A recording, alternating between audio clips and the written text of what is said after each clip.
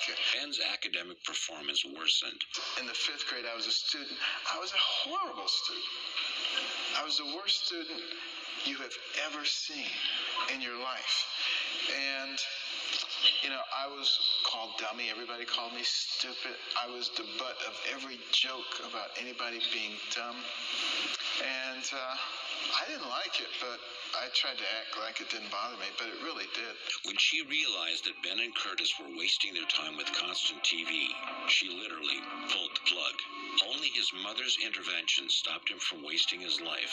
Because she could only find menial work, Sonia recognized the importance of education. My mother made us start reading books. She insisted that they borrow and read 2 books a week from the local library. She refused to let her boys go out and play until their homework was done. But despite the fact that no one else believed in me, my mother did. We were very poor. There was never money for anything. But it didn't cost anything to get a book from the library.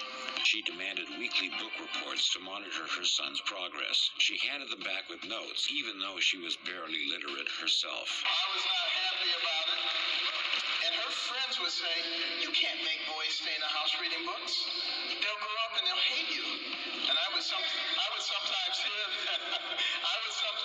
overhear her friends, and I would say, Mother, they're right. Despite his chafing at the restrictions, Ben came to realize that he loved to learn. As I started reading those books,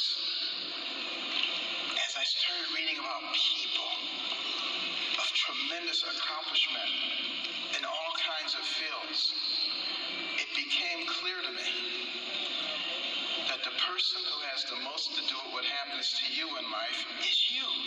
Once I understood that, poverty didn't bother me anymore because I knew it was only temporary. I knew that I had the ability to change my circumstances. This fatherless boy, seethed with a violent temper, led him to physically attack others if angered. A dispute over which radio station to listen to caused Ben to snap. He pulled a knife and nearly stabbed a person. Luckily, a belt buckle stopped Ben's thrusting blade. Shaken by what he had nearly done, Ben ran home and locked himself in the bathroom for 3 hours with the Bible. He started praying, asking for help with his temper. At Southwestern High School in inner city Detroit, Ben followed his other brother Curtis into the ROTC program. He set a goal for himself of reaching the rank of colonel, the highest available to a student.